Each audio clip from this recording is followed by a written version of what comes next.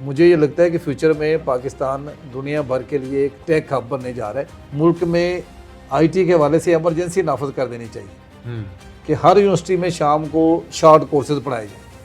अगर एक बच्चा 16 साल तालीम हासिल करके भी नहीं कमाने के काबिल हो रहा और दूसरी तरफ वो 6 महीने का कोर्स करके ग्राफिक डिज़ाइनिंग का, वेब डेवलपमेंट का, वो तो कुछ भी सीख के वो वर्डप्रेस सीख ले, वो 6 महीने के बाद अपने रोज़गार कमाने के काबिल हो जाते हैं। क्या समझते हैं कि आने वाले दिन पाकिस्तान में हालात अच्छे होंगे या बुरे होंगे बिजनेस के हवाले से? ये जो पाकिस्तानी नौजवान हैं चौथी बड़ी फ्रीलांसिंग कम्युनिटी के तौर पे पहचाने जा रहे हैं। अस्सलाम वालेकुम नाजरीन, आप देख रहे हैं 7X न्यूज़। मैं हूँ एहसन शहजाद। नाज़रीन, आज हमारे साथ मौजूद हैं आज़म मलिक साहब। इनसे बात करेंगे बिज़नेस के हवाले से कि इंसान को किस तरह का बिज़नेस करना चाहिए और जो नई जनरेशन है बिज़नेस के बारे में सोच रही है तो इनको क्या क्या करना चाहिए, कौन से ऐसे तरीक़ाकार हैं जो बिज़नेस में आगे इंसान को ले जाता है। तो आज आज़म मलिक साहब से बात करेंगे कि क्या कहते हैं। सर, कैसे हैं आप? जी, बहुत शुक्रिया एहसन आपका, आपने पॉडकास्ट के लिए अब तशरीफ़ लाए और मैं यकीनी तौर पे शेयर करना चाहूँगा अपने तजुर्बात अपनी नई जनरेशन के साथ, ताकि वो कारोबार में वो कामयाबी हासिल कर सकें जो कि अभी तक उन्हें पता नहीं चला। अच्छा सर, पाकिस्तान के आप हालात देख लें, क्या हालात हैं यहाँ पे, ठीक है। मईशत का बेड़ा गर्क हो चुका है। कोई अगर बाहर से आता है यहाँ पे बिज़नेस स्टार्ट करता है, उसको यहाँ पे एतबार भी नहीं है कि पाकिस्तान में मेरा बिज़नेस चलेगा या नहीं चलेगा। क्या समझते हैं कि आने वाले दिन पाकिस्तान में हालात अच्छे होंगे या बुरे होंगे बिज़नेस के हवाले से? मुझे ये लगता है जी कि हम बंदे को उम्मीद का दामन नहीं छोड़ना चाहिए और ये तो हर मुसलमान को के लिए ये तालीमात हैं इस्लाम की कि मायूसी कुफ्र है। और हम इसलिए भी पुरुम्मीद हैं कि जो पाकिस्तानी नौजवान हैं वो बहुत टैलेंटेड हैं और पूरी दुनिया में उन्होंने ख़ुद को मनवाया है, जिसका एक वाज़ेह सबूत है कि वो दुनिया भर में चौथी बड़ी फ्रीलांसिंग कम्युनिटी के तौर पे पहचाने जा रहे हैं। तो ये जो उन्होंने फ्रीलांसिंग में अपनी जगह बनाई या टेक एंटरप्रेन्योरशिप में अपना नाम बनाया, उसमें बहुत सारी मिसालें हैं। मैं सैकड़ों ऐसे नौजवानों को जानता हूँ जो पाकिस्तान में रहते हुए दुनिया भर से कमा रहे हैं और पाकिस्तान के मवेशियत में को मजबूत बनाने में अपना हिस्सा डाल रहे हैं। तो इन नौजवानों की जो सलाहियतें हैं और जितनी बड़ी तादाद में हमारे नौजवान हमारे पास हैं, एक कुदरत की ये नेमत है, तो उनकी बुनियाद में मैं ये दावा कर सकता हूँ कि पाकिस्तान के हालात बेहतर होने की तरफ जा रहे हैं।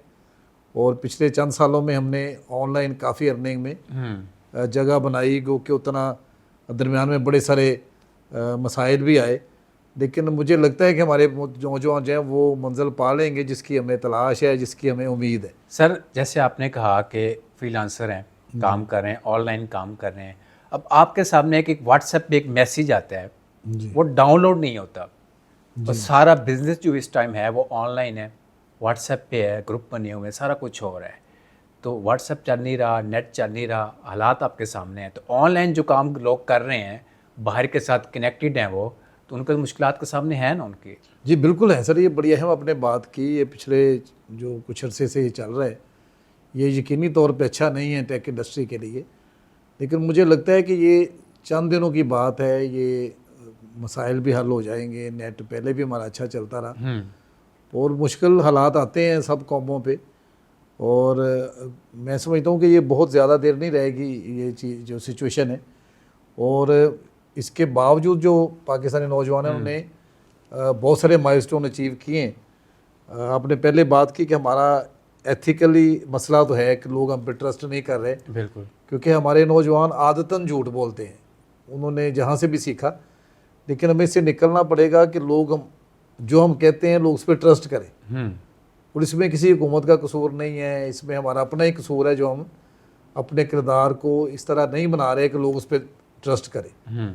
चलिए वक्ती तौर पे हम मान लेते हैं कि इन दिनों इंटरनेट के प्रॉब्लम्स हैं, लेकिन इससे पहले तो नहीं थे।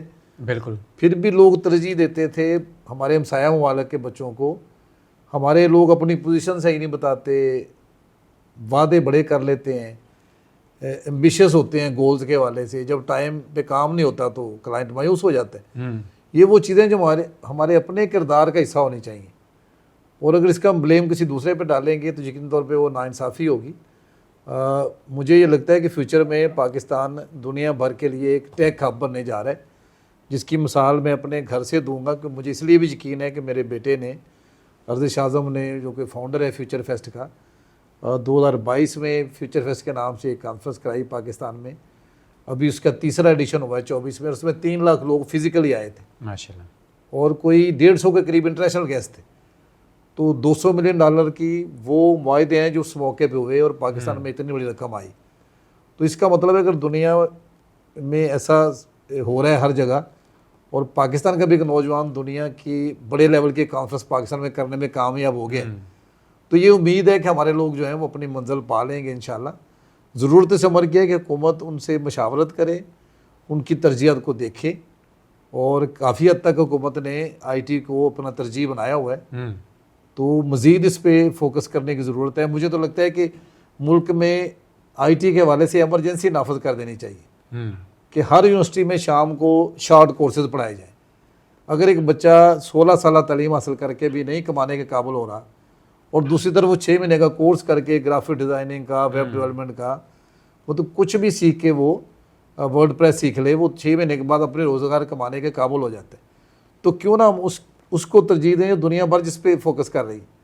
तो मेरा ये मानना है, और हुकूमत से मेरी ये दरख्वास्त भी है कि हर यूनिवर्सिटी में शाम को क्लासें होनी चाहिए, शॉर्ट कोर्सेज होने चाहिए, और उसको हम तरजीह दें। बच्चों को 6-6 माह के कोर्सेज कराएं ताकि वो अमली तौर पे कमाना शुरू कर दें और पाकिस्तान की मईशत में अपना हिस्सा डालें, ना कि वो 16 साल तक डिग्री लेके फिर नौकरी ढूंढते फिरें, और उस डिग्री का कोई हकीकी इल्म के साथ कोई ताल्लुक भी नहीं होता। हमें वो पढ़ाया जाता है जिसका हमें कहीं वास्ता नहीं पड़ता, वास्ता भी नहीं होता। तो जब हम इतना पुराना सिलेबस एक दोहरा रहे हैं और उससे कोई नतीजा अखज़ नहीं हो रहा, तो क्यों ना हम इस तरफ आएँ, उन्हें एमरजेंसी की बुनियादों पर हम टेक की एजुकेशन दें, उनको इस तरफ लेके आएँ, रोज़गार के मौके दें, उन्हें कारोबार सिखाएँ। जिस तरह हमारा था पंजाब IT बोर्ड ने एक प्रोग्राम शुरू किया था रोज़गार, वो बड़ा कामयाब रहा, वो भी हुकूमती फ़ैसला ही था, लेकिन उसके बहुत सारे समरात हुए, बड़े बच्चों ने सीखा और वो कमा रहे हैं। तो इस तरह की जो पॉजिटिव पॉलिसीज़ हैं, जो प्रोजेक्ट हैं, उनको रिपीट करने की ज़रूरत है।